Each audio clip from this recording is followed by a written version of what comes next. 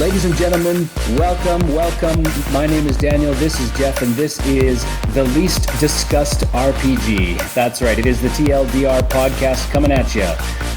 Hey Jeff, how are you doing today? Not too bad, Daniel. How are you? Hey, I'm doing pretty great. I'm super excited for today's episode. Coming up, we are going to be talking about point-and-click RPGs, point-and-click adventure games. But before we get to that, Jeff, how are you doing? Sorry, I already asked how are you doing. What have you been up to this week? You're all over the place. I know. I haven't hosted one of these in forever. I have been busy.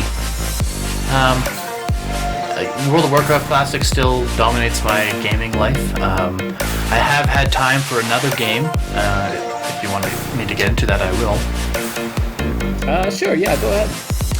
So I'm level 52 in World of Warcraft now. I've definitely slowed down, not because of difficulty reasons. It's just I've devoted far less time to that character.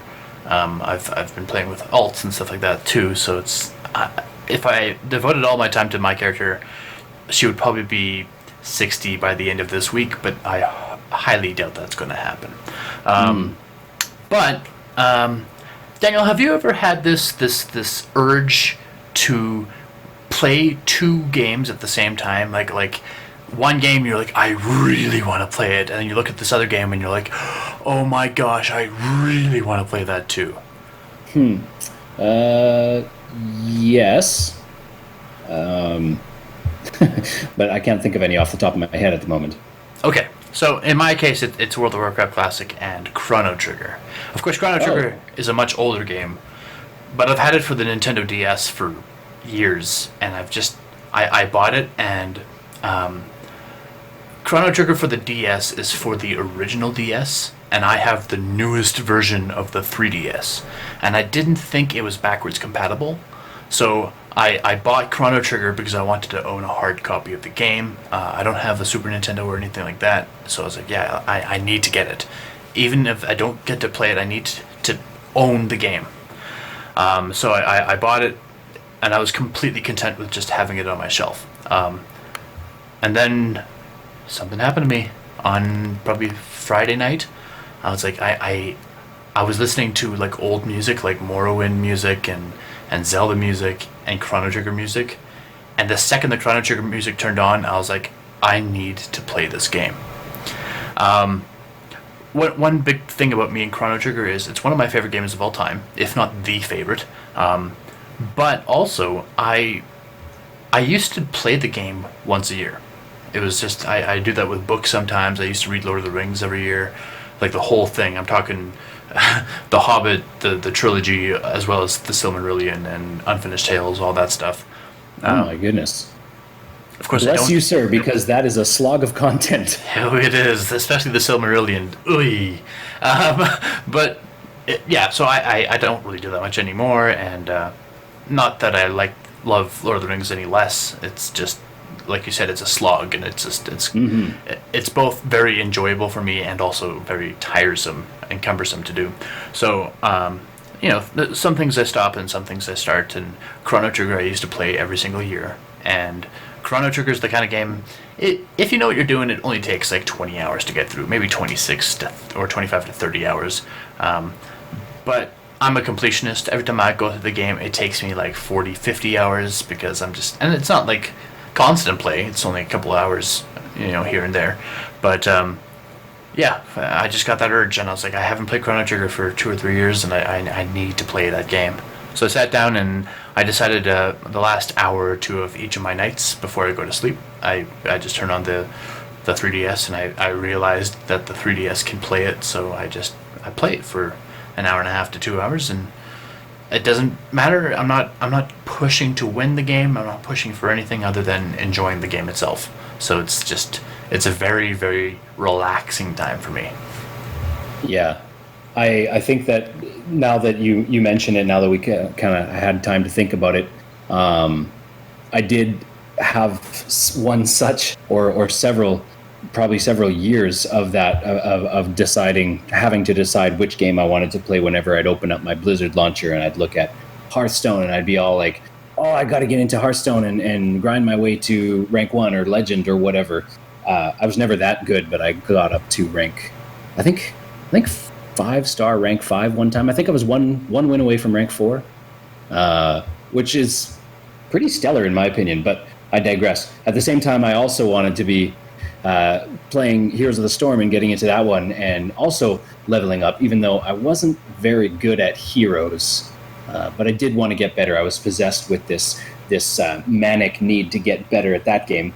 And at the same time, I had my original love, World of Warcraft, that was calling me back because I needed to, grind out some extra gear and I needed to get ready for a raid or whatever. You know what I'm saying?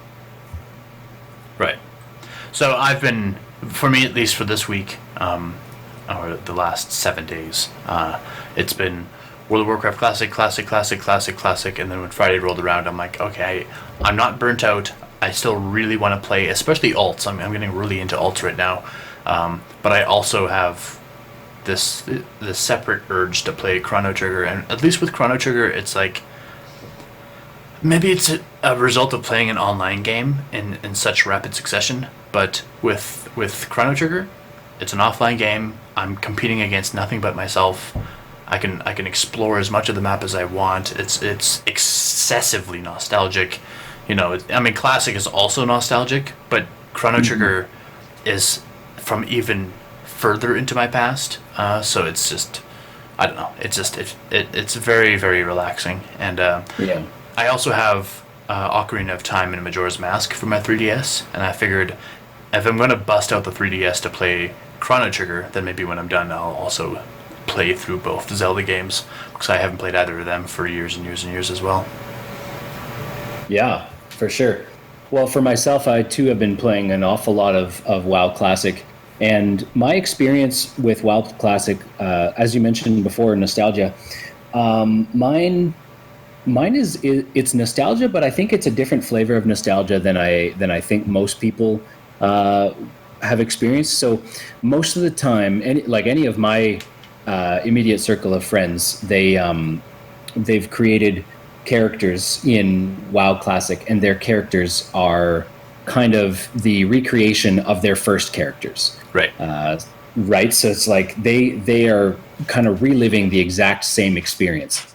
However, my first characters in World of Warcraft, I created a dwarf warrior named Thundermace. That was my very, very first character. And then a whole bunch of other ones that I can't possibly remember right up until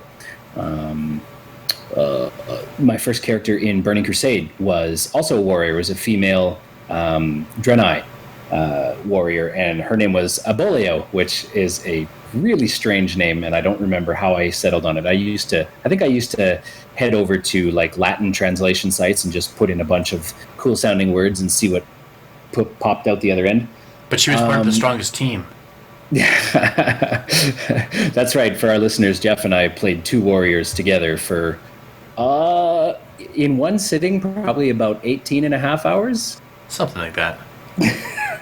It was obsessive. And I was convinced that because the Draenei have a heal over time ability, and warriors can't heal themselves, I was like, we're warriors that can heal ourselves. We're going to be the best. And that's why I wanted a warrior combo. And we were very excited that they were the answer to the Horde's Tauren, which were these big hulking mass monsters that are half cow, half man kind of thing. And it sounds kind of stupid until you see them, and they're quite terrifying to look at. And we're like, haha, Draenei, they're the Alliance answer, because they're also these huge, broad-chested, hulking monsters. With backwards knees. Yeah, well, they're goats that stand on their hind feet. So we've got cow people and goat people. Very exciting. Alien goat people. Space goats, as they're affectionately referred to. That's right. But my experience has been one where I'm taking my characters from current WoW, which are not my original characters at all, and I'm recreating them at the beginning. So they're these characters that I've formed an attachment to, over the last 4 or 5 years, because one of them's a demon hunter, and demon hunters have only been out since Legion, right? So that's, 3 years, 4 years ago, right, when Legion dropped? and I very quickly formed an attachment to this character. However, demon hunters don't exist in WoW Classic.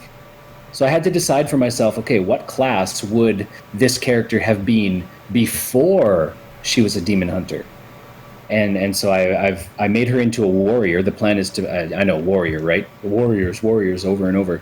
But my plan is to make her a dual wielding warrior, very much like my demon hunters dual wielding swords at the moment. So it's kind of like I'm creating a backstory for the characters that I already love. Speaking of backstories, actually, I started a Horde Troll Hunter on Bloodsail Buccaneers, which is the only roleplay realm. Okay. The reason I chose the roleplay realm wasn't because of the roleplay realm. It was because that's where my brother and his friends started playing. And I noticed things right off the bat with that realm. I thought the realm would be exploding with population because it's the only RP realm. But one thing I realized that I played, when I first started my own account on World of Warcraft, I was on a role-playing realm called Earthen Ring, but I never spent too much time with it. And I didn't really focus on the roleplay aspect of playing on a roleplay realm.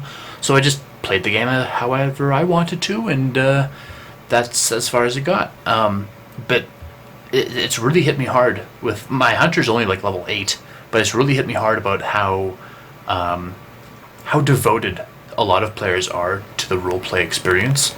Right off the bat, I got into the game, there was a level 37 Tauren Shaman standing there, and they were broadcasting in Yell that they were selling bags. And I was like, oh, it's just some dweeb who's trying to, cash in on these low-level, whatever money these low-level characters can get. But he was actually offering, like, heavily discounted bags, and he was like, he would broadcast to general chat, hi, my name, the Mad Bag Lady, is moving from the starter area, whatever it's called, to Razor Hill. Find me anywhere along the way, and I'll sell you bags, or you can trade in cloth for bags at a reduced price, etc. And then instead of running to Razor Hill, she RP walked all the way to Razor Hill. And as I went back and forth with my quests and stuff, I kept on seeing her over and over and over again, and I was like, geez, she's clearly accomplishing nothing as far as the game is concerned, other than making very, very small amounts of money for selling these bags.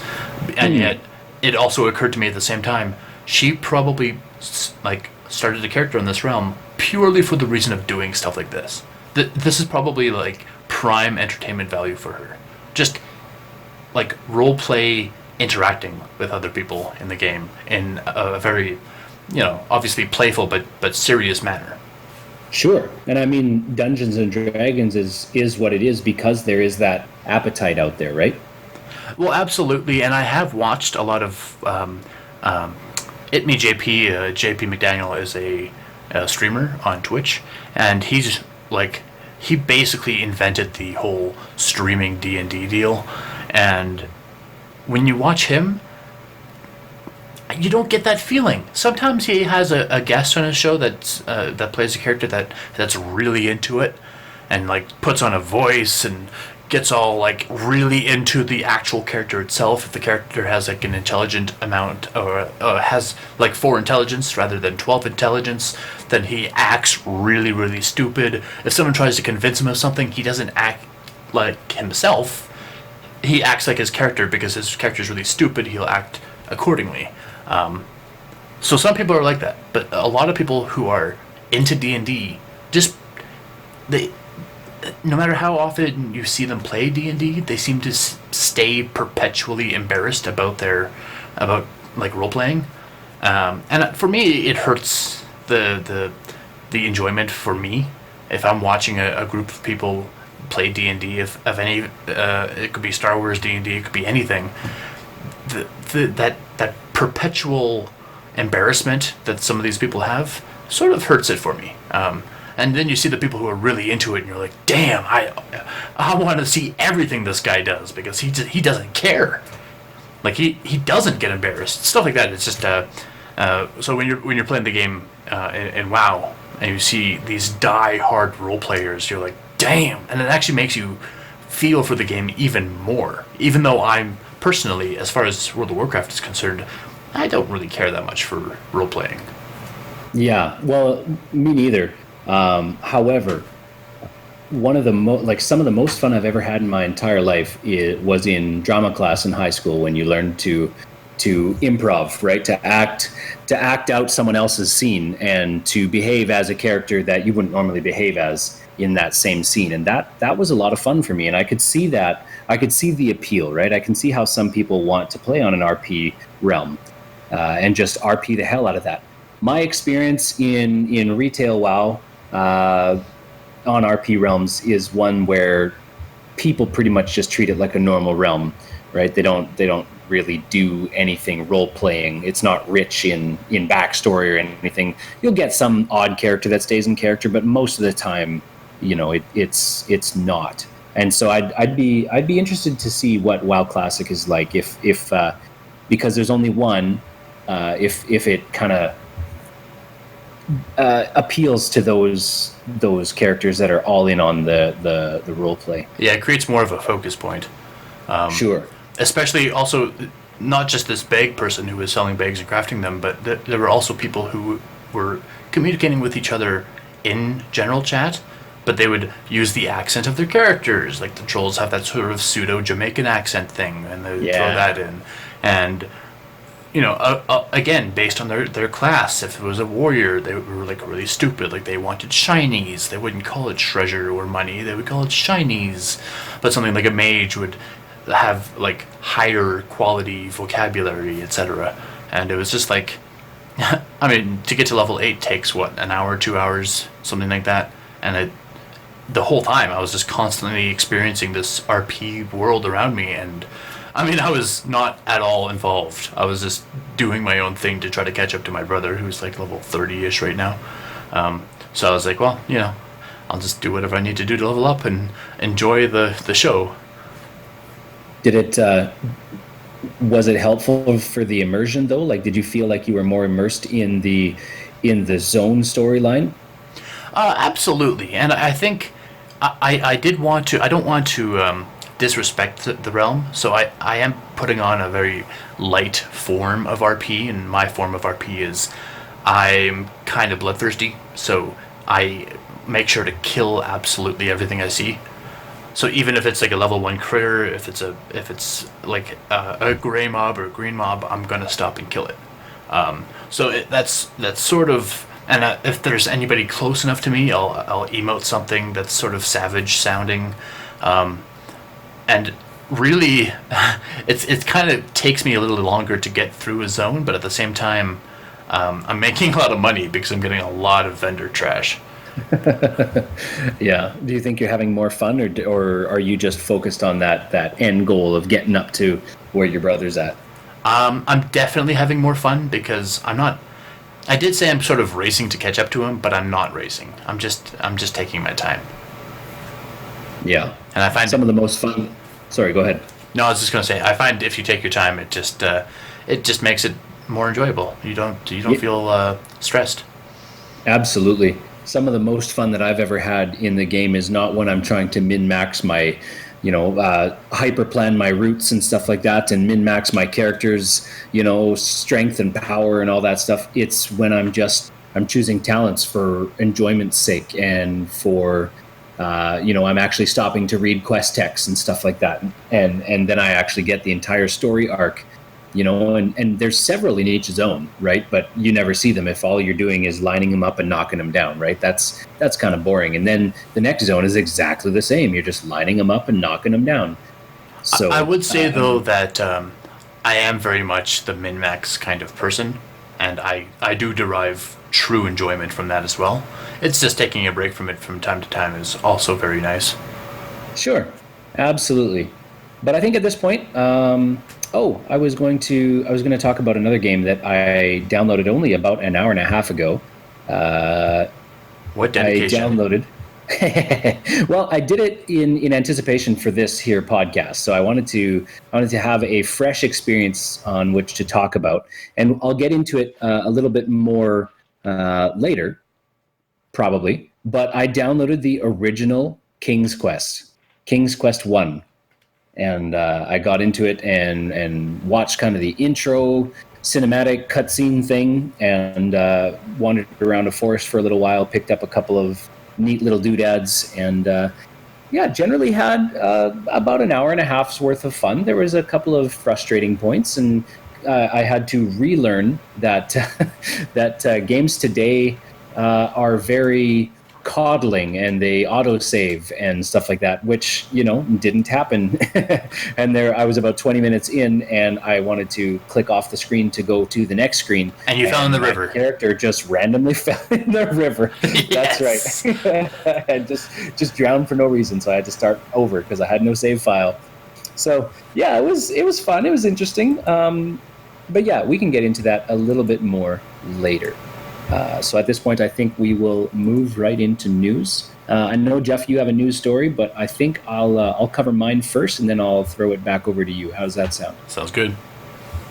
Okay, so fresh off the press, a Twitch streamer named, I know I'm going to butcher this, so listeners, please forgive me, but her name is, I believe it's pronounced Qco. It's Quuqco.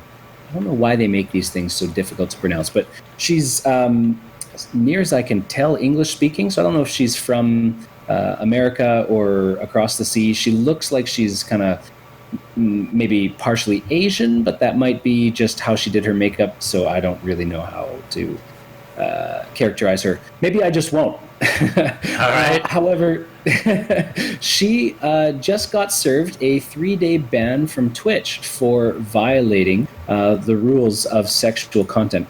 Now, I want to, I'm going to just bear with me for 1 second here, because I'm going to send to you, Jeff, I'm going to send you 2 pictures as soon as I can pull them up here. I know that I have them. Let's see here. Copy image. Send that over on paste. This is some riveting stuff.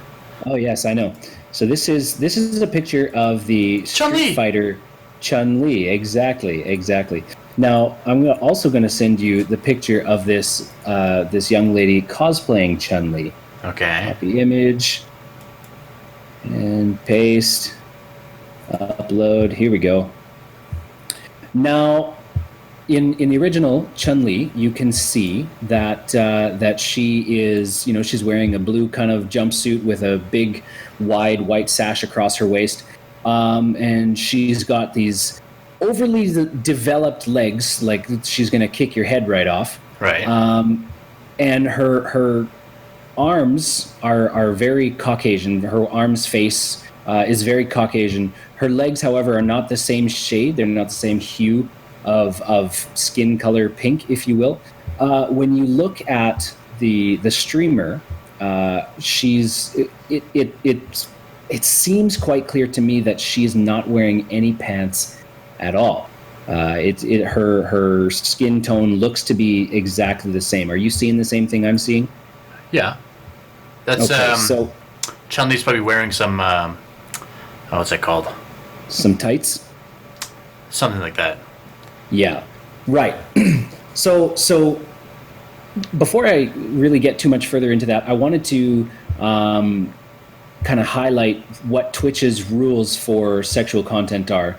Just real quickly here in bullet point form, they say anything that is sexually explicit in behavior and commentary, reaction to content such as chat messages from the broadcaster mods and what chat messages they permit, attire and environment. So attire, double underline that one here because that's what we're talking about. Attire and environment such as locations and background music, props, etc. Camera angle, framing and focus. Stream attributes such as title, intros, outros, custom thumbnail, other metadata. And finally, profile and chat content such as banners, profile image, emotes, or panels. So the reason why this is coming up, and this is kind of a polarizing issue, and the reason why many places are I guess, reporting on this, is that Twitch's kind of list here is rather vague. I mean, it's very broad. It's extremely broad. Maybe not vague. Vague's not the right term. but it's extremely broad, and it relies on the interpretation of who, right? And that's kind of what's really coming up here, because when I look at these two photos, quite honestly, I think that I would have sided. Originally, I don't. When I first looked at it, I was like, okay, all of her bits are covered. Like she doesn't have an extremely explicit, very low V to her neck. She's actually pretty. Yeah, the upper the torso form. itself is fine. Yeah, I mean, and so I mean, everything is covered, right? And so I'm like, well, having not known what Chun-Li looked like in game, I'm like, you know what, Twitch is really just going crazy. Like everything is covered. She's just cosplaying, right? And then I went and I checked out what Chun-Li actually looks like in game, and I saw that there's pretty clearly a different coloring to her legs. There's pretty clearly pants involved, tights, what have you. And then I started wondering, okay, so is her neglect for wearing any lower covering? I mean, she's got almost like a tabard kind of thing going over in front, so nothing gets shown, right? Right. But is her deliberate omittance, is that a word, where she doesn't add something, doesn't is there room for like creative artistry here? Is that what's happening, or is she actually being overtly sexual with this attire? And I'm curious to know your thoughts.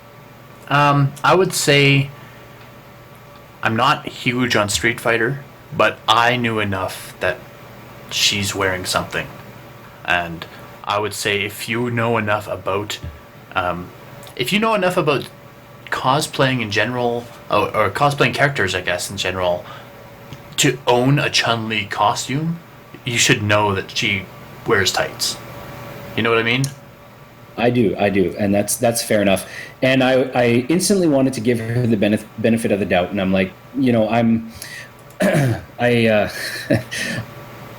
so this is going to sound funny here, and it might ring false, but I don't care. I really believe strongly in women's rights and a woman's rights to express herself and all that stuff. And I think it's rather unfair that men have just about no rules of attire and women seem to have tons of them. But I believe that it should actually go. It should shift more toward men having to cover up and be more modest, rather than women should be allowed to expose themselves and become less modest. So that being said, at risk of sounding like our stalwart prime minister, I wouldn't label myself a feminist. However, I do believe in a woman's equal rights of expression. So I think that's an important thing to frame when I talk about the fact that I originally thought that Twitch was coming down hard on her and that this was sexism in gaming all over again. And then when I actually did see the costume in game, I started to change my mind. So that being said, if they are going to ban, so I know this is just Chun-Li. This is one character. This isn't the only character where that this woman has cosplayed. Some of them are pretty skimpy. They're pretty scanty. However, they're all from video games. And so my question is, if Twitch is going to ban this streamer for wearing the same clothing that's in the games that they're not banning, where's the line? Right? Is this a fair ban to her? It's kind of up in the air. I'm on both sides of this fence here. I don't know that there's an easy answer. I was going to say I'm sort of in two frames of mind myself. I would say her costume isn't sexually suggestive enough to receive a ban, but it is suggestive because other than that flap covering her crotch, like, You can tell that the she's not wearing any undergarments or anything.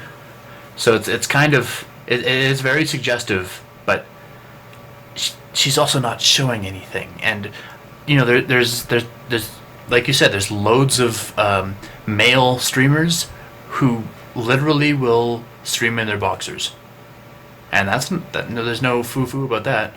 That's right. Nobody bats an eye for that. And the article that I was reading said that she has been frequently targeted by these crusades of mass banners. They'll she'll pop up on screen wearing something new, and it doesn't matter what the new thing is. It gets mass, not banners, mass reporters. It gets mass reported to Twitch right away, and then she gets issued a ban. Right. So, I mean, this kind of systemic reporting, I feel like that's extremely unfair. I feel like both parties are at fault here. But this is the internet, and the internet sucks, and humanity sucks on the internet. The thing is about her is if she's been issued threats of bans and temporary bans before, she should just not do it. It's almost as if she's continuing to do it either to prove a point, because she's stupid, or because she thinks she can get away with it. And I don't know how many bans Twitch will allow you to get away with, or Twitch will give you before they permaban you.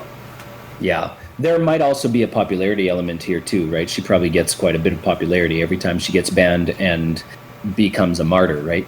Right. Yeah. Personally, I'm not offended by it. The Chun-Li one, at least. There is one where she's in this red costume that's far more revealing, that I would say, okay, Twitch, you may have a point there. But the Chun-Li one doesn't bug me enough.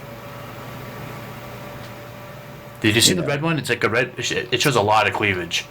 Yeah, it's like it's still the same white sash across the waist. Yeah. I don't know what character she's supposed to be cosplaying, but yes, she's obviously not shy about revealing what should probably be left hidden. Right. Yeah. So yeah, it's a tough one. It's a tough one. You want to be in her camp and cheer for her, but then the other thing is if she's constantly doing this, I guess the motivation. What's the motivation, right? Is she trying to gain popularity through this martyrdom, right? Or is this just freedom of expression? She could be trying to feel out where the line is for Twitch. Like, maybe she wore that red one before she got banned, and then she was like, maybe I'll try Chun-Li because it's more modest. Right. I don't know. It's definitely a very big question because it's very easy that for her to have worn pants, a leotard, anything like. Yeah. So this is intentional. This is definitely intentional. And you know what? You know what might actually be? So I'm looking at this picture here. It might actually be that she is wearing something that's just so close to her native skin color that you can't tell. Right. I don't know that that's the case. I'm leaning toward no, but if I'm giving her the benefit of the doubt, it might be. And then that skews everything the other way, right? Right. Then you actually really, really feel bad for her. But yeah, that's kind of just my my daily pessimistic look at the internet. I have a hard time with social aspects of the internet. I hate how people get to hide behind the anonymity of their keyboards. Well, I imagine this video has been taken down, but if we were able to see her like feet or something, if it was some sort of leotard or something, her feet would be covered as well. It would be absolute proof that she was wearing something. Well, unless she's wearing Chun-Li's boots. Oh, that's true. Anyway, yeah. Yeah, so at this point, I think I will throw it over to you. You said you had a news story? I have a couple. They covered a bit more of Death Stranding recently at the Tokyo Game Show 2019. Oh, okay, right on. And so we discussed in a previous episode how Hideo Kojima's previous work, Metal Gear Solid, sort of set a precedence for a brand new genre, sort of like that stealth adventure kind of adventure, or genre rather. Well, he's just come like straight out and said, my mission is to create a genre that does not currently exist. So he wants to do it again. He basically wants this game to be his new Metal Gear Solid. So at the Tokyo Game Show, we got a lot more footage to sort of try to decipher what this game is about, what its genre could be identified as. So I'm going to go through a couple bullet points and see if we can figure out what kind of genre this could be. All right, let's do it. So one big thing is carrying around luggage is a huge part of the game. Isn't that a weird feature? It is, but that's a staple feature in games like the Elder Scrolls games. No, it's not. It's not like in a game like in a huge RPG, like even World of Warcraft, anything like that. You carry the stuff and that's it. I know in Elder Scrolls there's sort of that encumbrance thing that's going on. In Death Stranding, everything you pick up shows visibly on your character, so your character will slow down accordingly. Interesting. And uneven footing and stuff like that can cause you to drop your luggage, and it's implied that the luggage is important to you. Interesting. So a person has to make conscious decisions every moment, what they need to carry or what they can get rid of, and I imagine that they'll have safe places to put their things. Right. It does say or maybe not so safe places to put their things. It says you can drop or deposit items to move faster and turn easier, and any items left by other human players can be seen in your game world. As if you can snatch it up for yourself, kind of thing. What this luggage is, it doesn't even clarify what the luggage is. It's just important. It's very interesting because all of those art assets they're going to have a place, right? So if you've got a backpack over one shoulder and then you pick up a bow, you can't very well sling a bow over the same shoulder. But if you put the backpack down, can you put the bow over that shoulder? If you've got the backpack, can you put the bow over the other shoulder? Right. It's like, are there slots on your character, or does every art asset have multiple places and displays on your character that it can go somewhere else? That's interesting. There are weapons, like there's a bola gun that kills enemies through like a lasso mechanic. There's things like, you remember that baby in the container thing? You can find a harmonica in the game and play the harmonica, and the baby will like smile and enjoy it, which is kind of creepy, but also that's interesting. You can do things like, to make things easier, the main character Sam can use a floating carrier, quote unquote, which hovers in the air behind him. He can ride it. I don't know what this carrier is. Maybe it holds all of his items, or some of his items, like a pack mule or something like that. But it's also implied that that's like a big technological construct. So it's not like an alien or an animal of some sort. It's actually like it suggests to me that this world that Death Stranding is in is, like an unknown future. Right. Yeah, it's just that stamina is like apparently excessively important as well, and you can actually drink energy drinks or take a bath or stuff like this, like random, like these are weird. Like, there's not very many bullet points here, but there's weird things that don't seem to go together in this list of bullet points. Yeah. So yeah, I just the right from that original trailer, he seems to be a guy that likes to mess with your mind and put things together, weird things together that will form a relationship that no one's ever thought of before. Right. Like the baby in the football. That's right. Kojima even said that, even now, I don't understand the game. Its worldview, its gameplay, they're all brand new. And like you said, his mission is to create A genre that does not currently exist and takes everyone by surprise. And of course, naturally, there's a risk to that. Well, that reminds me of George R. R. Martin, right? I mean, when he set out to write the Song of Ice and Fire books, doesn't he? Isn't his writing style like he'll sit down and he'll write everyone's story like 20 times over, and just pick the one he likes the best? Right. So like he doesn't even know his outcome until after. I mean, he might be very vaguely might know some of the outcomes. Like at this point, we know how a lot of the character story arcs end, but we don't know whether that was, if it's creative licensing that HBO was able to kind of add some of their own story elements. How much of that was George R. R. Martin, and how much of it was HBO? Right, we don't really know. Right.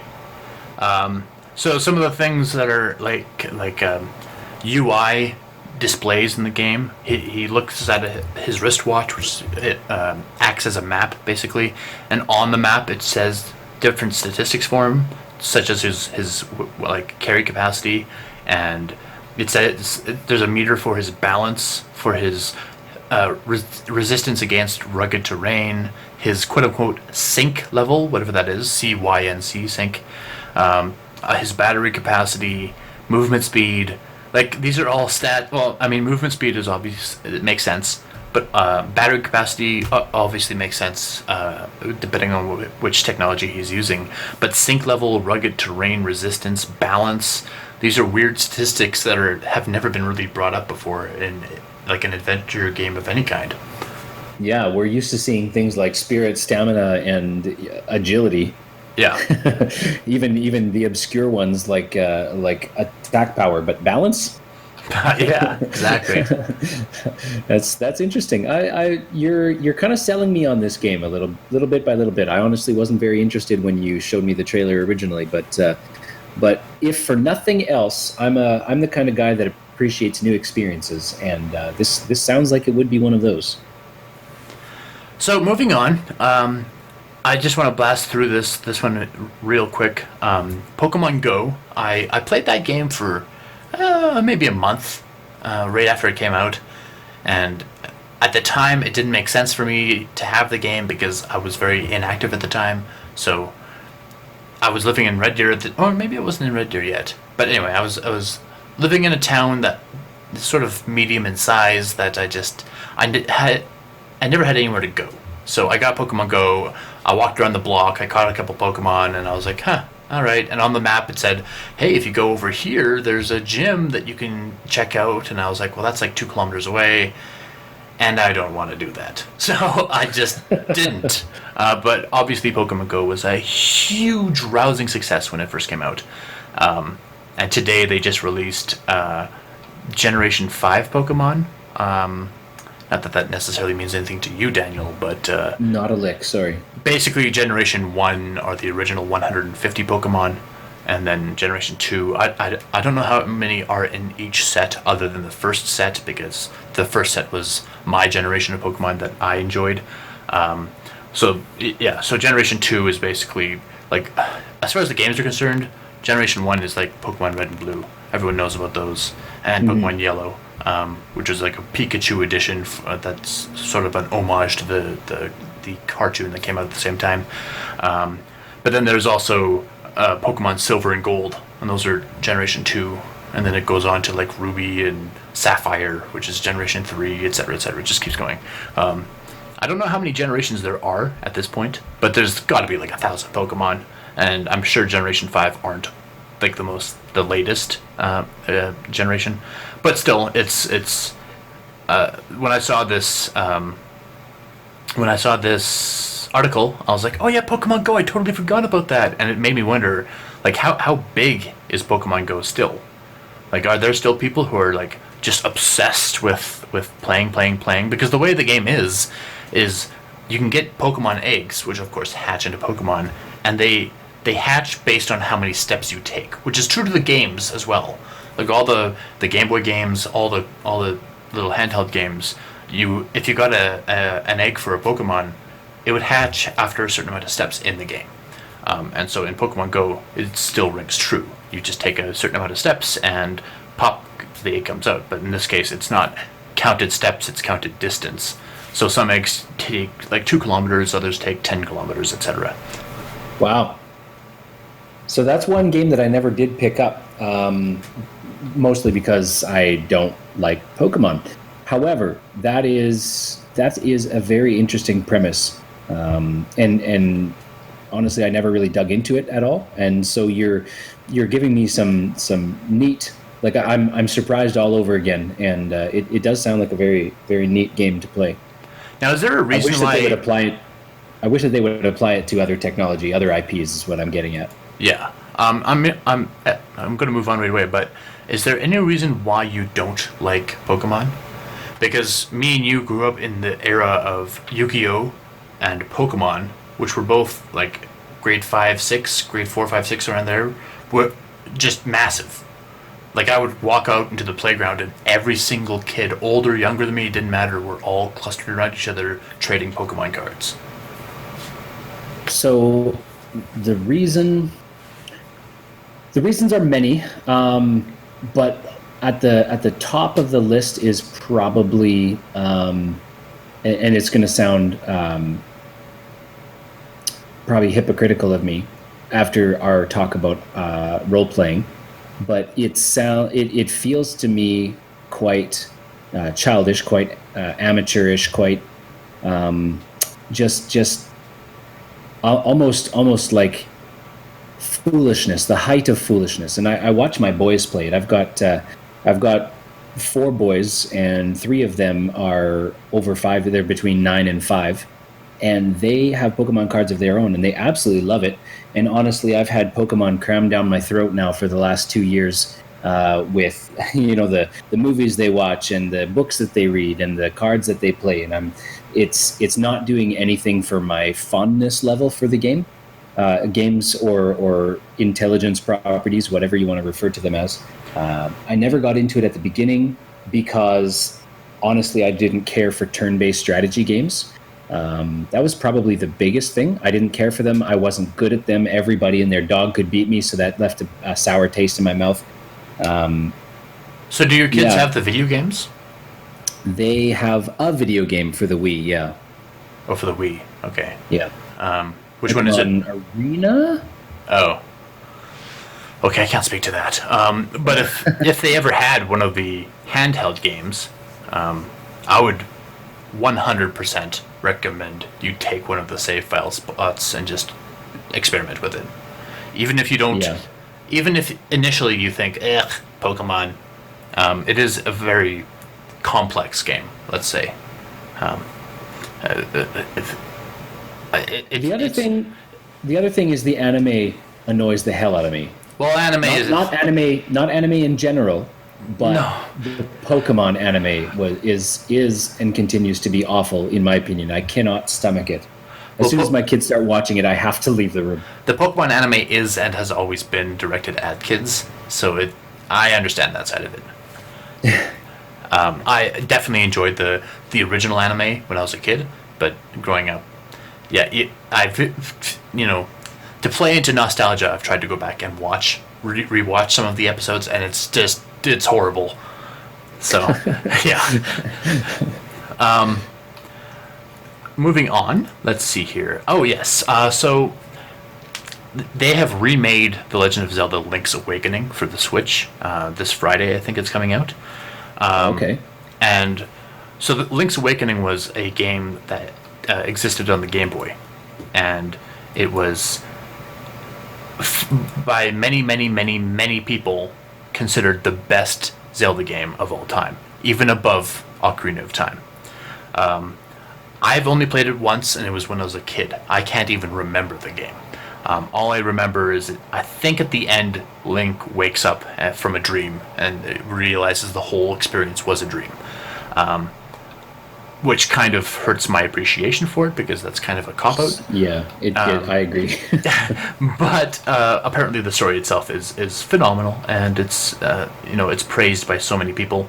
But my real question comes when you look at the art style for the game. So it's coming out for the Switch. and its original version was in 1993 with the Game Boy. So obviously you can imagine how the 1993 version looks, but it's basically like the Nintendo and SNES versions of Zelda. But the art style for the Switch version kind of rubs me the wrong way. I can't. There's something very chibi. If you know do you know what chibi means? No. Chibi is like a squished anime character. It's just CHIBI. Okay. It's there's I don't even know how to describe it. It's like a really you know how anime characters generally have just big heads in general? Yeah. A chibi character has like no body. They have like really tiny bodies. Like their head is the size of their entire body, basically. So they hyperbolize that. Right. So that's sort of what Link's character looks like to me in this revamped version of Link's Awakening. The rest of the graphics look kind of passable. But again, Link's Awakening is kind of a weird game. Like there's chomps in it and stuff, which are of course Mario characters. So I don't know what the exact premise of Link's Awakening is. It sort of excites me on the level of, oh, sweet, maybe one day I'll get a Switch and get to play this old game all over again. But will I buy it? Because even though I'm a huge fan of The Legend of Zelda in general, the graphic style is just so weird. And when you think of weird graphic styles in the Zelda-verse, there's also the GameCube version. What's that one called? Wind Waker. Wind Waker has such a vastly different art style that when I first saw it, I'm like, this is awful. I was so disappointed in the graphics. Years later now, I love that game. I love it to death, and it turns out that graphic style is sort of ageless. Like, you can go back and play that game today, and it still looks remarkable. So when you look at that game compared to this game, I think this game won't hold up to time. I think in 10 years this game will look crappy. Well, my immediate, if you don't mind me just cutting in here real quick, my immediate reaction to looking at this art style, because I pulled it up on Google here, I'm looking at this art style, it's almost like the assets they tried to stay true to the original assets, but just give them all a massive facelift. Yes. So every little, like, every surface in the game takes up a certain amount of space, and that space was dependent on the size of the pixels back then. Today they have so much more freedom, but they still wanted to stay true to that original boxy kind of pixelated spacing almost. So I'm looking at a picture of a house right now with a fence around it, and the fence is just a whole bunch of stumps just stuck in the ground, just posts, yeah. And it's very obvious that the posts are equidistant apart. They may not all be the same height, right? They had a little bit of license. They're not all stuck in at the same angle, but they're all equidistant apart, which kind of makes the house feel like, it had to adhere to these spatial rules that the limited game had. Also, if you look over to the left, there's a chain chomp hiding in some tall grasses, but those grasses are just the repetition, one grass repeated again and again and again, to the same exact block size as the posts are. Right. So it's like they're taking that art asset and they're giving it a massive overhaul so that it's digestible in today's day and age. But I don't know, it still looks bad. I agree with you. It doesn't look good to me. So I should hold my judgments. I know that now, having experienced the Wind Waker game, but at the same time, initial impression is not impressed, I guess. Yeah, I'm pretty judgmental when it comes to video games.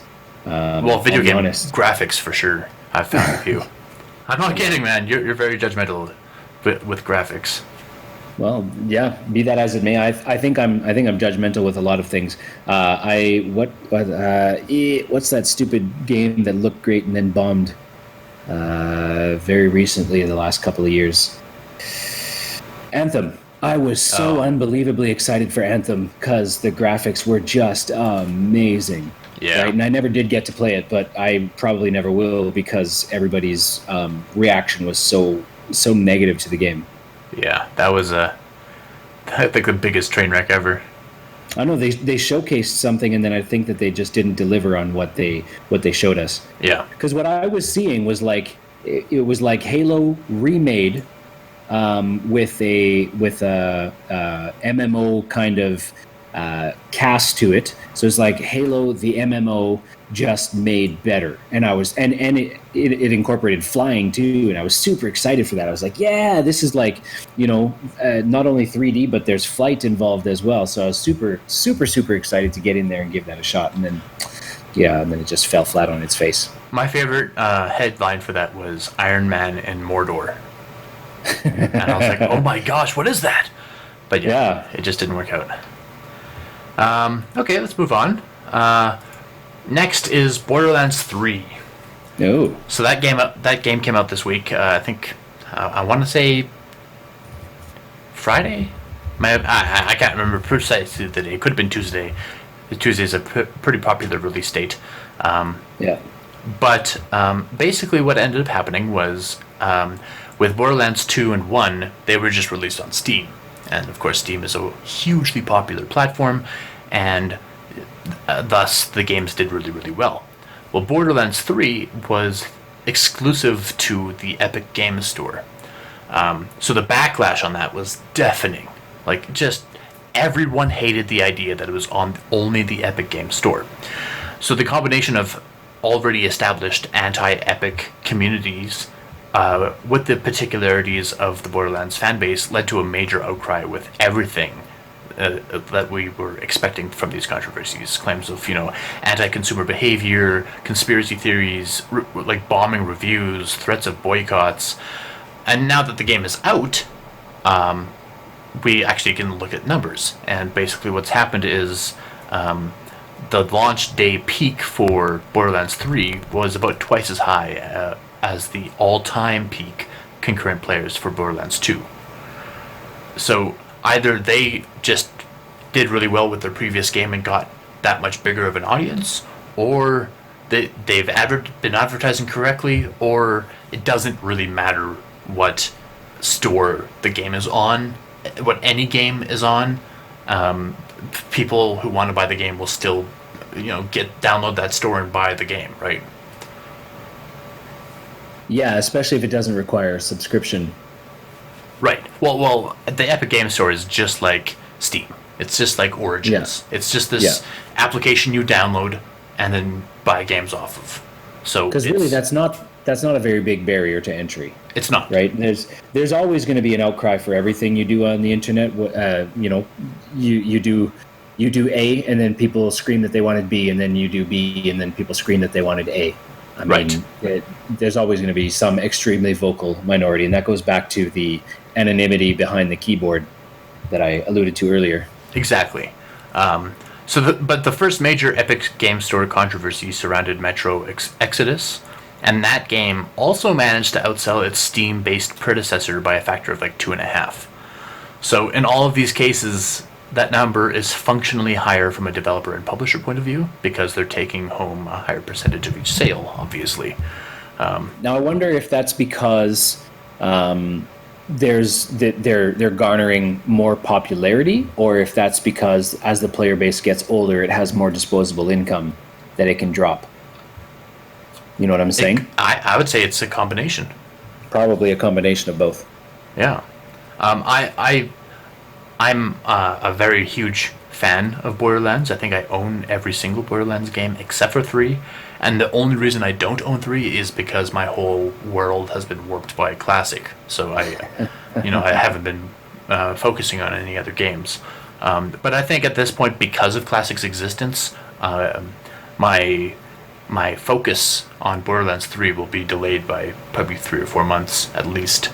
Because Borderlands 3 is it's sort of like Skyrim. It's the kind of game that you have to have a lot of time to devote to it. I see. Okay, moving on. I think that might be it. Hold on a second. Hold on. Hold your hormones. One last thing. This is just something that I spotted very recently. It's not a gaming thing. It's a hardware thing actually for computers. Logitech is releasing a mouse. It's called the G604. That apparently lasts for 240 hours on one AA battery. Oh my goodness! And is that just standby time or usage time? Usage time, and it's also the mouse is like complex. It looks like it has like 12 buttons on it.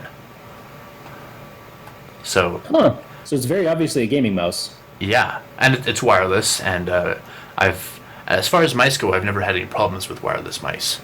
I've had problems in the past with wireless headsets, but mice have never steered me wrong.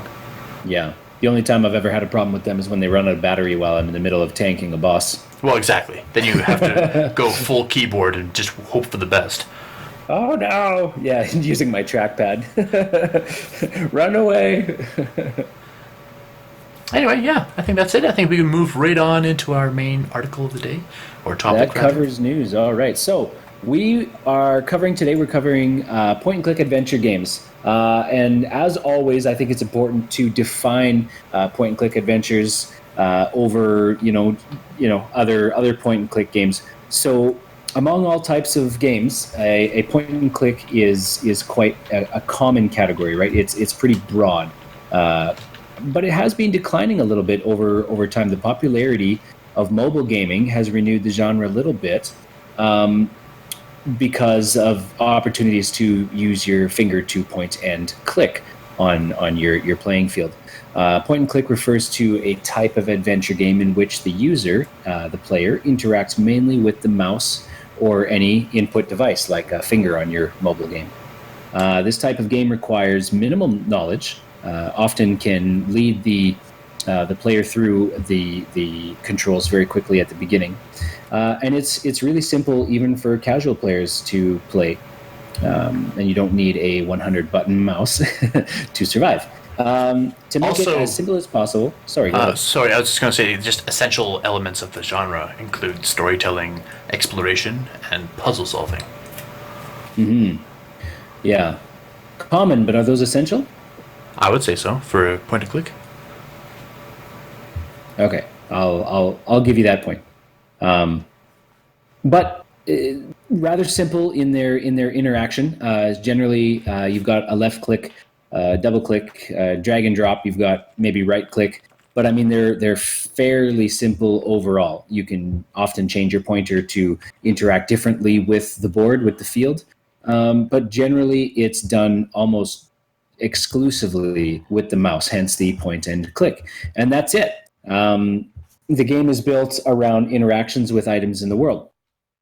A lot of the classic interactions, like I said, you can change your pointer to a talk tool or a look at something tool, a pick up something tool, a use item, or combine items. That pretty much covers the vast majority, the lion's share of interactions in point-and-click games. So as far as history goes, however, let me describe for you the experiences that I had in early gaming. So, picture this. You, the character, you're playing a text-based game. You walk up to a sword. You see the sword. You type in, use sword. The computer spits back, you do not have a sword. All right, so you type in, pick up the sword. The computer replies back, you cannot pick up sword. Okay, so you type, take sword. The computer replies, you do not understand, take sword. Finally, you type in, get sword. And the computer says, you cannot get sword because your hands are full of bow. That is my very frustrating experience with text-based games. And the reason why that's pertinent is because text-based RPGs, text-based games, is where your point-and-click evolved from. Originally, text-based games, of course, didn't have a whole heck of a lot of pictures. However, somewhere along the line, somebody got the bright idea to introduce pictures, since pictures are worth 1,000 words. Right, dough. With the increasing popularity, though, of the electronic computer mouse, it wasn't long before technology finally reached a stage where if you saw a sword you wanted, you could just click on it. Behold, a genre was born, the aptly named point-and-click game. The 1984 King's Quest, which I just downloaded to give a good kind of first-hand knowledge, let the player move around and interact with a fully realized world consisting of more than just sentences, albeit it was still initially keyboard controlled. This I didn't know, because the one I downloaded was completely controlled with the mouse. It was hugely influential and spawned seven sequels over the next 15 years. And also this I didn't know. I thought they had only stopped at 5. Documenting the exciting fantasy adventure of Sir Graham, who was sent on a quest from the king. Graham. That's what I said. Graham. Oh, there you go. You got it. Who was sent on a quest from the king, who he would succeed as king if he succeeded in the quest. Succeed if he succeeded. If that wasn't your sort of thing, its developers like Sierra Online, now Sierra Entertainment, also offered other series including Space Quest, if you liked appalling jokes about science fiction, Police Quest, if you like spending your spare time doing quite boring police work, and Leisure Suit Larry, and at this point, inexplicable, vague, raunchy series of games starring a pickup artist. Now, this sounds funny. This sounds like a Flash game that you might find on addictinggames.com or something. But if any one company defined the point-and-click era, it had to be LucasArts, founded by Star Wars creator George Lucas. Its first adventure game was a fairly primitive effort based on the movie Labyrinth. That was notable for 2 main reasons. A, because Douglas Adams had some input into the design, and B, because in the US it made more money than the film. Did you ever play Labyrinth? No. Never. Never ever. I remember seeing a Labyrinth board game, and I remember as a child being told I was not allowed to play because it was, I don't know, too mature themed or something. But I digress. Could it all be related to the movie? I think that's what they're alluding to. Did you see the film? Well, yeah, it's one of my childhood favorite movies. Is it? Yeah. Tell me about it real quickly in the Coles Notes. I haven't seen it for 20 years. It has Jennifer Connelly, and she's like babysitting, and the child, the baby in the crib gets kidnapped by these gremlin-looking things, and then Jennifer Connelly goes on this crazy adventure under the bed, I think it is, to get to this world where John Bon Jovi is basically the arch villain who wants the baby for some special purpose, and Jennifer Connelly goes through all of these stupid little mini quests to get the baby back. Yeah. Interesting. It might not be related. I don't know. When I hear Labyrinth, I think of a horror, maybe a B-movie horror, full of tropes and horrible, jump scares, and not at all what you just described. I think it's most certainly a kids movie, but it's kind of creepy. It's directed by Jim Henson, that's the Muppets guy. He's like the creator of the Muppets. Yeah. Right on. Well, moving on, point and click did seem ideally suited for comedy, or perhaps it was just that comedy would be used as an example for the more deranged elements of the puzzles. One of the more notable examples was Discworld, based on... Not John Bon Jovi, David Bowie. Move on. I know there was something going on wrong there. Very, very important to interrupt me for that. I don't want to call it something like an idiot. Derail the whole thing. I was surprised by John Bon Jovi. However, I know he's acted in some movies, so I was willing to let you have that one. But you're not shocked by David Bowie acting in it? No. Should I be? Well, he's also like a singer, primarily. Yeah, okay. Yeah, What do you but mean? I'm still not that surprised. All right. Well, that's weird. All right, well, I'm Rest in peace. all right. Moving on. Okay. Point and click did seem ideally suited for comedy, as I was saying. One of the more notable examples was Discworld, based on Terry Pratchett's fantasy comedy novels, which was legendarily difficult. One particularly obtuse puzzle could only be solved by traveling back in time to feed yourself a live frog. Now, when I read this, I was reminded of the Traveler's, oh, what's it called?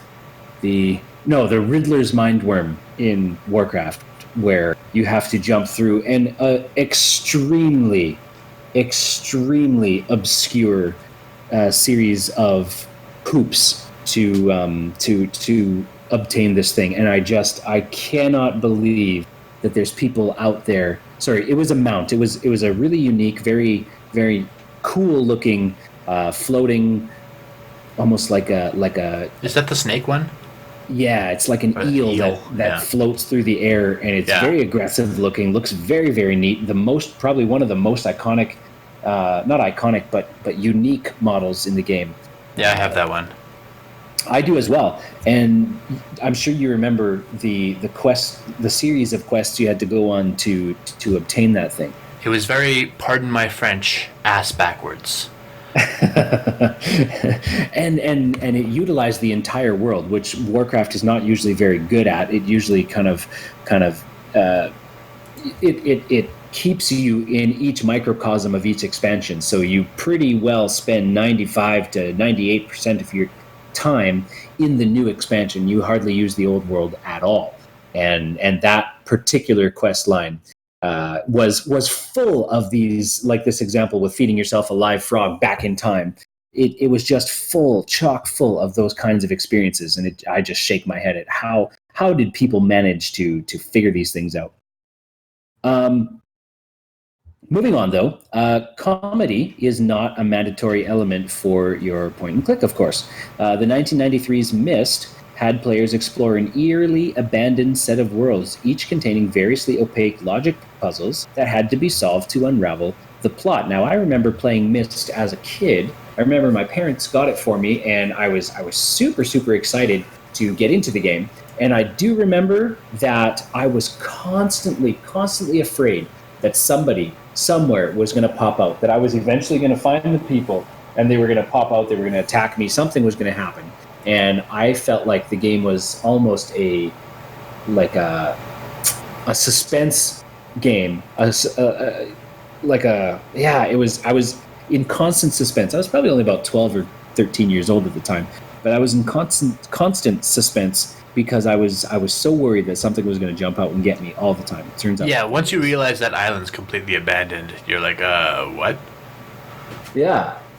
And then it's just a bunch of, because you know that there was people there at one time, because they've left behind technologies and they've left behind journals for which you need to, use them to solve puzzles and stuff like that. So it's obviously not a world devoid of humanity. Just on the islands, there's nothing.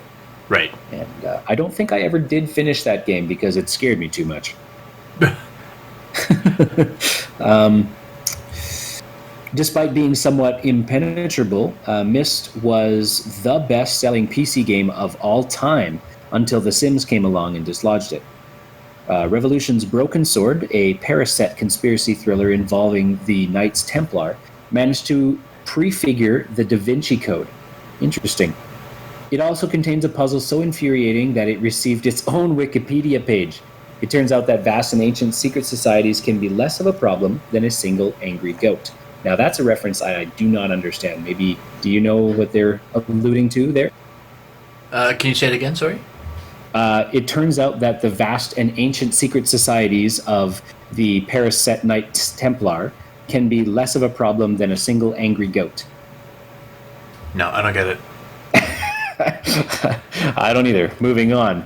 By the 2000s, the classic point-and-click game was dwindling. Most of the adventure game franchises that were still going on had attempted to translate themselves into more technologically sophisticated, but generally less charming 3D versions. And I think we're seeing something similar with this Legend of Zelda game we were talking about earlier, right? It's trying to cash in on the charming nostalgia that we remember from that game. However, it being more technologically sophisticated, it still loses it loses that charm. Right.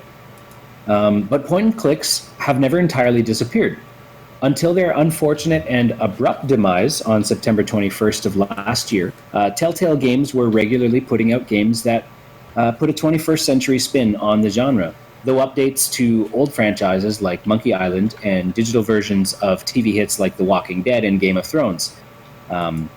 Various old classics have been remastered with slick graphics and audio to go with the same slightly tropey old puzzles. However, 2017 saw the release of Thimbleweed Park, a new game designed to look and feel like an early 90s classic. So that's kind of the history of point-and-click games. Yeah, so now that everybody knows what a point-and-click game is, what defines it, and a little bit of the history, what we do know is that they have been wildly popular in the 80s and 90s. However, they've been diminishing a little bit toward since the turn of the century. So I figured that I was going to pull up a list of the world's most popular point-and-click adventure games, and I was going to just read some titles off to you. And without you looking, I wanted you to take a stab at what you think this is about. And if you know what it's about, you just tell me, I know what it's about, I played this one, you're an idiot, move on. I would like to say I know quite a few, so let's see how this works out. This could be fun. All right. 1990, The Secret of Monkey Island. That's the single most popular one in the world, apparently. Tell me, what is this game about? That's a LucasArts game. It's about this guy who's exploring an island. I can't remember the exact premise. There's pirates and stupidity going on. Oh, it's been a long time. I've never played it. I remember watching a friend play it, but... All right. Well, if you don't know what it is, just invent something. It'll be hilarious. He sees a diamond in the sky, and he's like, "Well, there's monkeys because I'm a prophet." I don't know. All right, I love it. Broken Sword: The Shadow of the Templars. Never heard of it. Day of the Tentacle, 1993. Yeah, that's one where I can't remember if tentacles take over. There's like aliens that take over, and then you go back in time to try to like fix it. And there's that game is very well known for its moon logic. Grim Fandango, 1998. You are a Grim Reaper, and you are trying to ferry a soul to like all souls against or past souls have value. So some are worth more than others, and the ones that are worth more, like the angels, etc., in life, when they die, they're basically given like a very straight path to heaven, to the afterlife, and then the ones that led a really crappy life are taken on like the worst passage to the afterlife, and then it embarks on this idea that Grim Fandango himself is. I'm not sure if he's trying to get someone to the afterlife or he's trying to get there himself, but he basically owes his boss a lot of money and he can't ever pay it back, so he just basically leaves town. My goodness, you knew that one quite well. I take it that's one that you've played. Oh yes. 2000, The Longest Journey. Never heard of it. Thimbleweed Park. Never played it, but it's by I want to say his name is Ron Gilbert.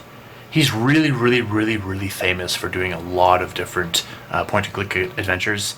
And I actually meant to watch a lot of his interviews this week, and I never got around to it. I think Thimbleweed Park is about like finding somebody murdered and going on a sort of an adventure on that sort of concept. Okay, let's see if I can find one here that's... I'm going to scrolling right down to the bottom of the list here. Number 33, Runaway, a road adventure. Never heard of it. Okay. I stumped you finally.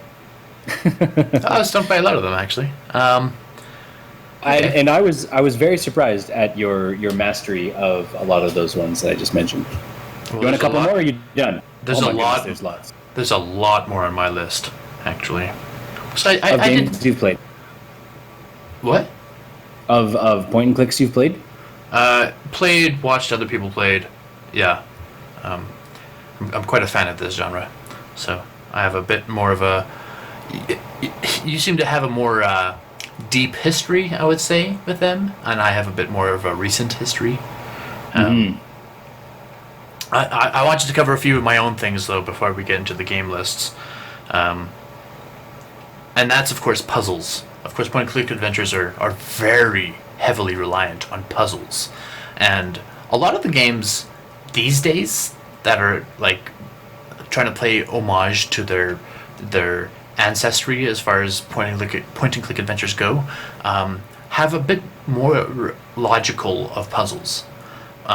Like things like, oh, I need a crowbar to open this door that's jammed. You're like, okay, that makes sense to me.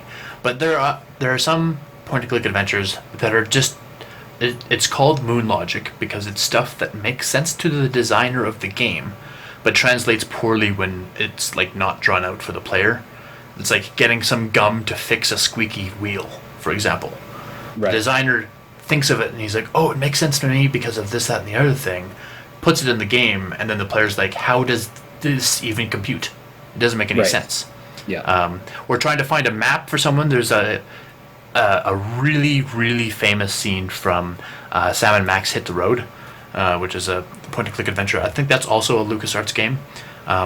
In that game, there's like this police like detective who's looking for a map, and you're all the characters are animals, and so the detective is a dog. You're this bunny guy, and then there's a cat in the scene. And the solution to this guy looking for this map is clicking on the cat in the scene, and then out of nowhere your character walks up to the cat, reaches into their mouth and body, and pulls out the map with no foreshadowing. Like there's no hint that there's a map inside of that cat. You don't even kill the cat, you just pull it out, you chuck the cat away, you unfurl the map, and you give it to the detective, and that's the solution to the problem. And wow. So there's countless examples of this happening in all sorts of, especially point-and-click adventures from the 90s. It just happened over and over and over again. And whether or not you can remember it, Daniel, even in the King's Quest games, it just constantly happens. And it's just like, I guess we have to roll with it. You did say that you remember King's Quest 1 as a point-and-click.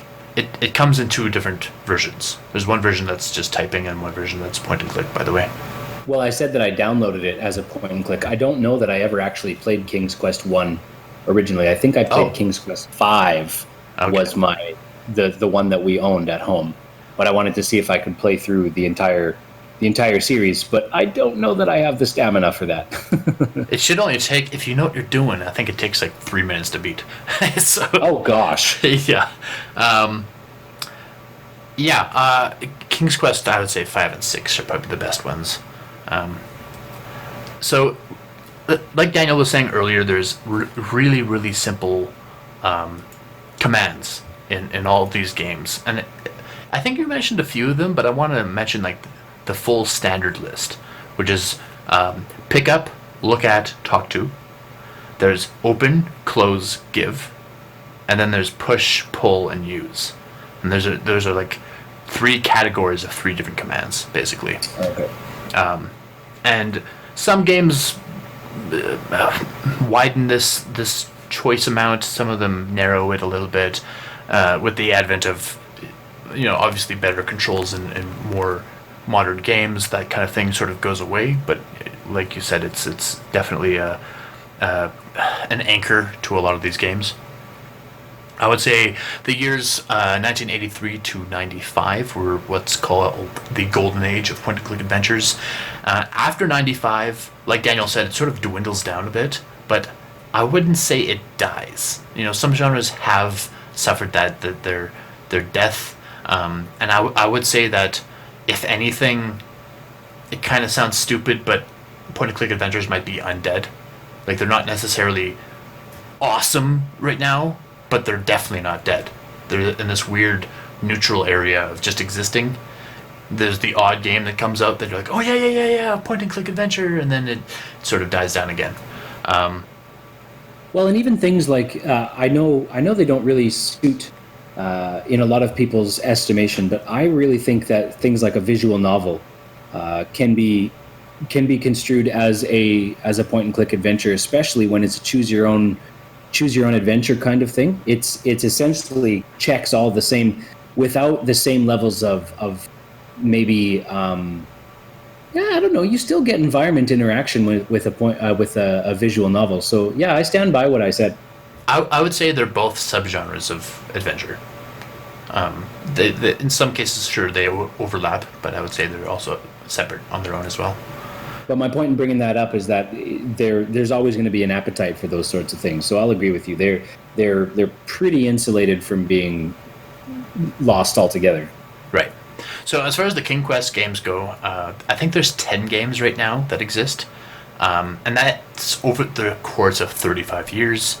And right now we're seeing the what would you call that, the swelling of the HD era, where they take old games and make them HD.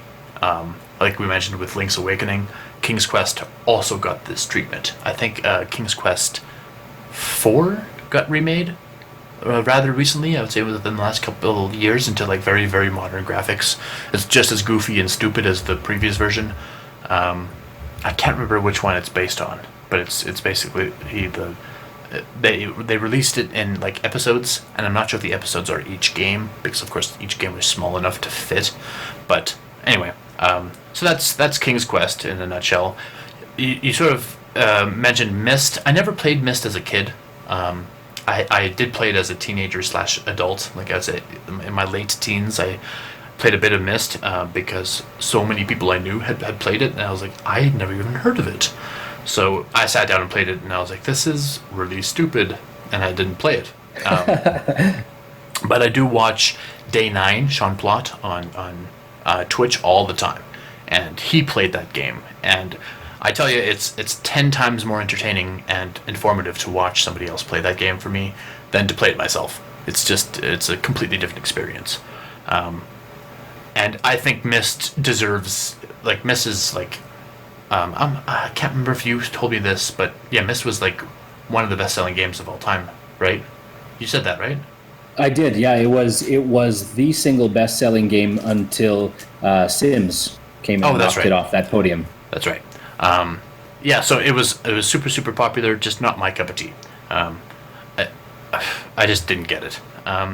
Nancy Drew is a huge game in the point-and-click adventure genre.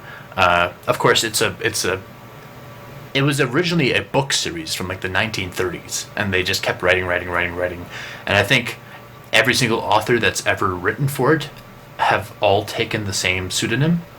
So it looks like it's Carolyn Lee or something like that. It's the same. It says the same writer for every single novel, even though the novels have existed for like 100 years. But that one, so like, I'm just going to go back a second. King's Quest, there's 10 games in 35 years. Nancy Drew has 33 games in 21 years. Wow. So that's more than a game a year. And it's still going. Like, no signs of stopping. And I will say that... Are they episodic, or is it fresh games every time? It's like the books. Each one is a completely different story. Huh. I have played Shadow at Water's Edge, and that one is very... It's so weird because it's... You're visiting Japan in that one, and so to sort of introduce the player to some of the Japanese culture, there's a lot of Japanese minigames that you play. Like, there's Sudokus in there, and there's all these other minigames that I've never played before that only exist in not necessarily Nancy Drew games, but in Japan. They're like Japanese specific games, like the Sudoku is. But so you can waste a lot of time playing these mini games accomplishing nothing because they don't do the first couple games you play are helpful for you, but the vast majority of the puzzles you do are just for your own like self like benefit of playing a puzzle game within a game. But the whole premise of the game is the hotel you're staying at is apparently haunted, and you have to try to figure out what the ghost is and why it's haunting the it's called the ryokan, which is Japanese for hotel, I guess. I don't know. But no, it's a very good story. I would definitely recommend it to anyone who has the patience for it, because there is a lot of dithering and like random nonsense in the game. But when you get down to the story, you're like, oh, actually, this is pretty interesting. I can't remember how old that game is. I want to say like 2007 or something, but I'm not sure if it's that old. But anyway, so that's what the only Nancy Drew game I've ever played. So one thing that's really interesting about point-and-click adventures is they, at the same time that they feel very open and free for the player to move around, they're also extremely linear, right? So if you pick up an item, usually your inventory in a game like this is very limited. You can only carry a certain amount of items. So you either have to pick up an item and then drop it later on and then come back to pick it up, or you have to neglect to pick up an item. Otherwise, it'll botch your chances of solving a puzzle later on. Because a lot of these older, especially the older games, have like very strict like win-lose potentials. Like if you try to skip too far forward with certain items, you might miss something and like screw over your entire win possibility. Yeah, exactly. I remember that. I remember that from the original King's Quest. I remember getting like 12 hours in, not the original, but the one that I played when I was a kid, and then finding out, a friend came over to my house and said, "Oh, you didn't do this thing. You're gonna have to start your file all over again." Right.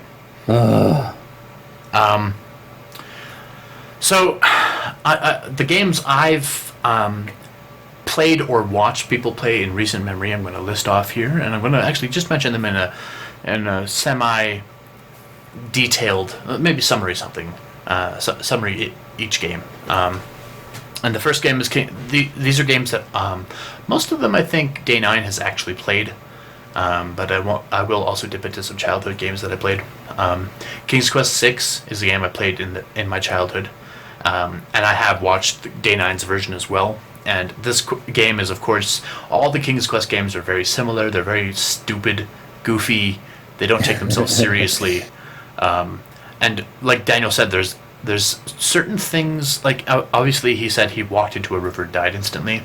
In King's Quest 6, there are certain things where it's like, you walk towards danger, and then the narrator pipes in and says, "Ooh, I wouldn't do that, Alexander." And you're like, "What?" And then you click again, and Alexander dies to something. And there's a lot of these silly little narrator tips that go in. And what's really interesting about a lot of point-and-click adventures is the hint system. And what you'll find with a lot of these games is you'll either get no hints at all, and it sucks, or you'll get like 3 hints per area or per chapter or something like that. And you're like, okay, I gotta use these wisely. And sometimes you'll click the hint and it'll say, "Oh, your character's having a bright idea," and it's sort of like a punny alliteration to something in the room, and you're like, oh, now I have to figure out the riddle of the hint to solve the puzzle, right? Like everything is like puzzle built upon puzzle. And King's Quest 6, I feel, is definitely not the hinting game. It's the kind of game where you just have to figure it all yourself. There's a lot of writing down on paper puzzles and labyrinths that you wander through, and like number sequences and stuff like that if you don't have a pen and paper, you're not going to be able to remember anything. Another game is called The Dig. I've never played this game. This is another game that Day 9 played. But this is one of my favorites. I've never ever even played it. But as far as point-and-click adventure games go, it is so crazy that I don't even know what the heck happened with it.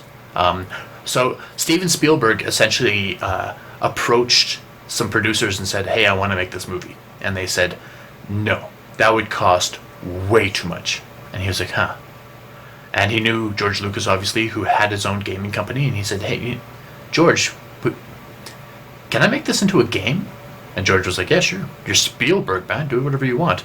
So Spielberg put his movie directing prowess into a game, and designed all the story and everything. And there's a lot of like full motion movies, not live action movies, but like full motion cartoon movies that go on in the game. And it's an older game, so it's kind of an accomplishment there. What's this called again? It's just called The Dig, and it is it starts out rather normal. There's a meteor coming to Earth. You're the captain of a crew of astronauts. You have to go to space and divert it somehow. I think it's like an explosive a la Armageddon or something like that. And so you get to the meteor, you get into its orbit, so you're like going the same speed as it, and you land on the meteor, and you're like, okay, let's explore this thing for a weak point so we can plant the explosives into it. And you discover this huge crevice in it, and you're like, what the heck is this? And you go inside the crevice, and sure enough, the inside of this meteor is this weird technological, like, octagon thing, and you're like, what the heck? It's like an octahedron or something like that. It's a three-dimensional octagon. And then exploring a little bit further, you get teleported to another planet, and then you have to discover how you got there, how to get back, what's the mystery of this planet that you got teleported to. And basically after that point, chaos erupts. Like the most insane puzzles and incidences in the world happen in this game. And if you don't have the nerve to play it, or if you can't find it, I highly recommend watching Day 9's version of the play, because he does the Let's Play with two friends, and one friend is a goofball and the other friend is like a very analytical guy. So it's a fairly good balance of like analysis and funny while you're watching Day 9 trip himself through the games. And The Dig is just, it is insanity times 10, and it's really, really fun. Then there's Indiana Jones. Indiana Jones I played as a kid, and it's the kind of game that you remember so fondly, and you remember things about it that you're like, I can't remember I'm not sure how many Indiana Jones games there are as point-and-click adventures, but the one I played, I seem to remember a lot of using the whip. And then I watched, I just looked it up on like Tuesday or something on YouTube, just to get like a bit of a memory of the game. I watched like 6 episodes of a 10-episode Let's Play of the game, and Indiana Jones doesn't use his whip once. And I was like, holy crap, how did I remember him using his whip so much?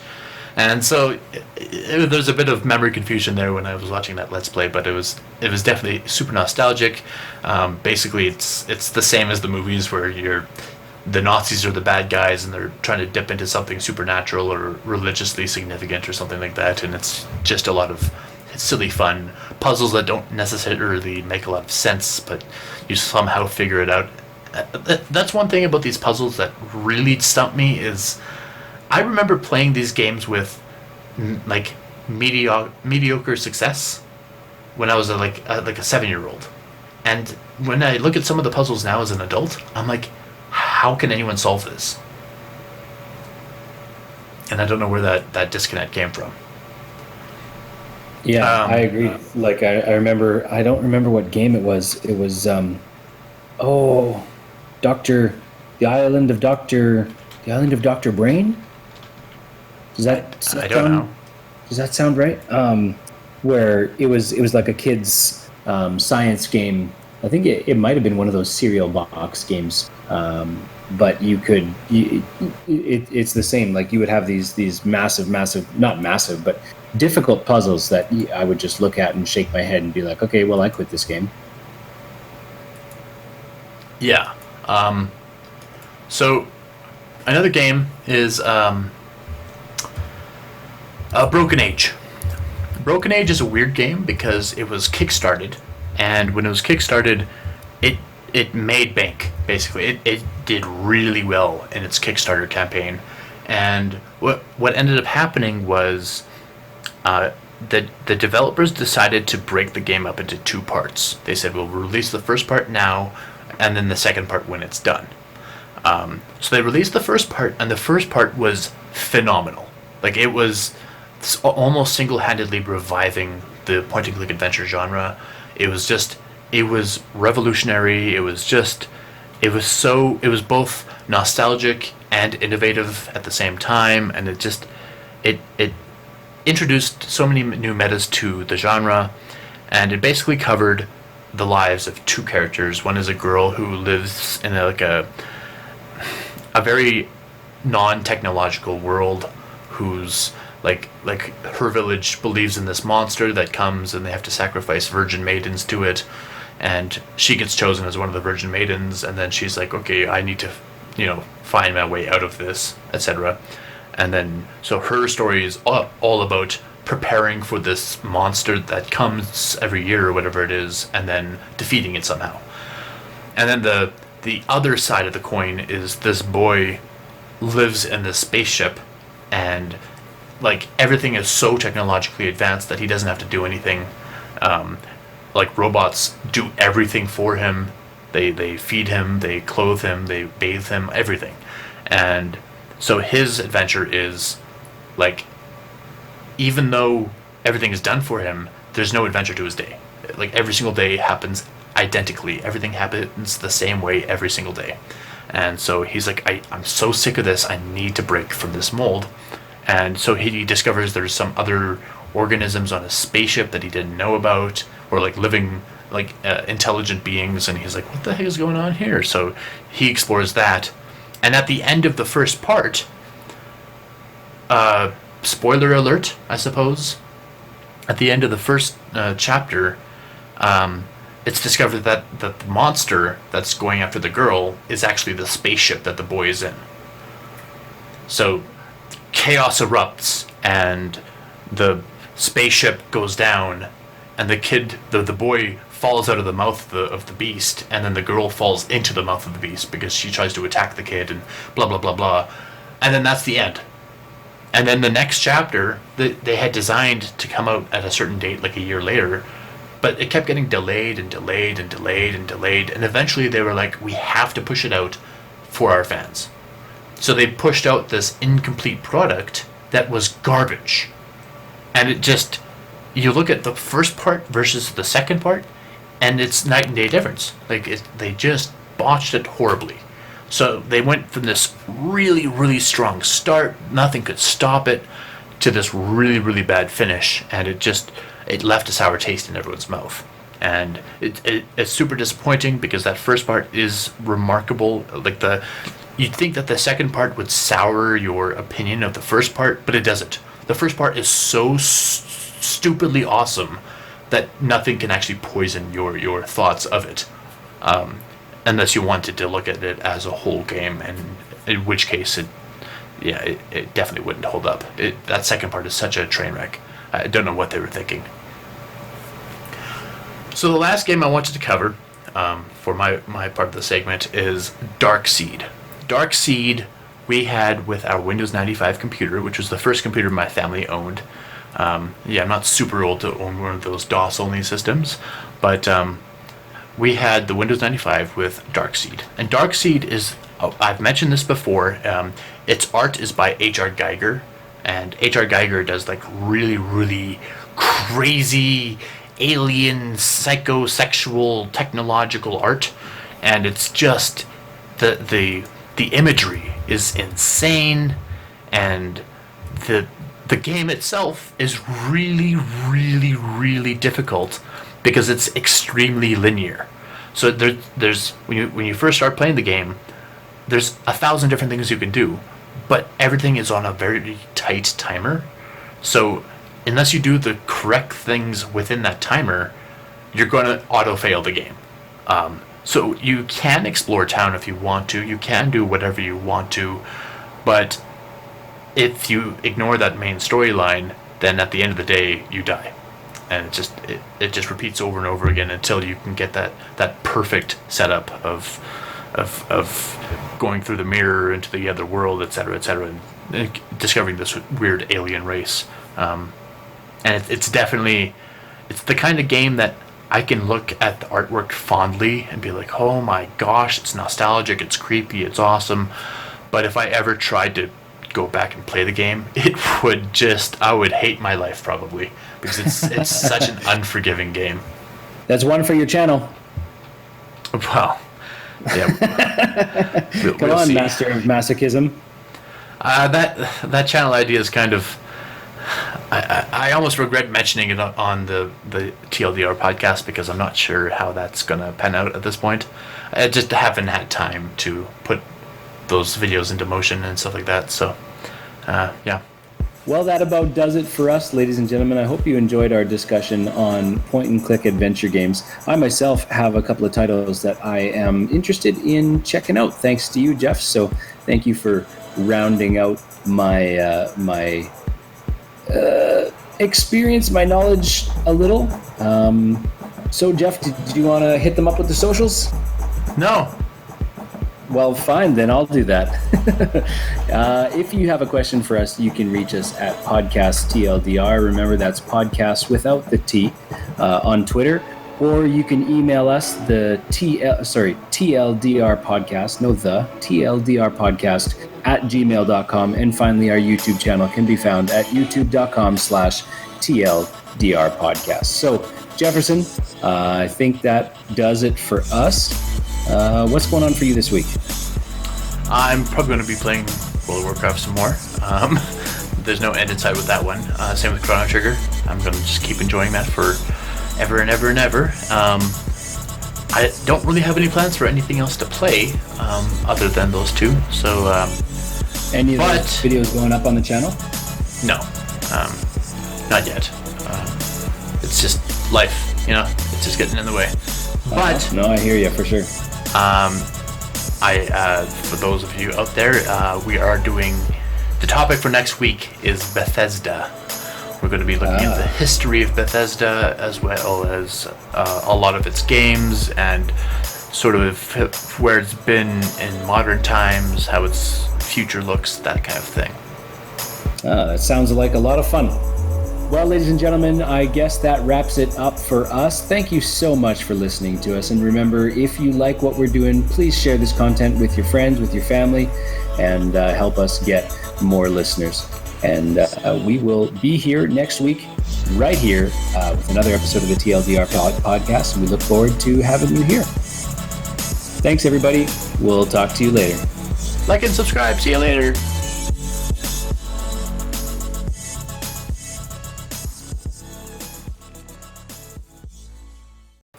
You should look up the cover art for the Elder Scrolls Arena. It's funny. Oh, don't think I won't.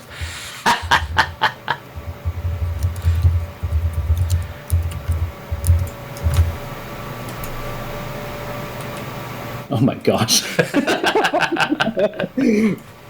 Real front and center, eh? Right up, right in the front. Not even being shy. And everything. Holy moly. Yikes. It was a different time. I can see that, yeah. That's how they sold the nerds. Yeah. Hey there, ladies and gentlemen. This is Daniel. Let me try that again. Hey there, ladies and gentlemen. This is Daniel coming at you from the TLDR podcast. No, I'll try that again. Good, because I wasn't recording. That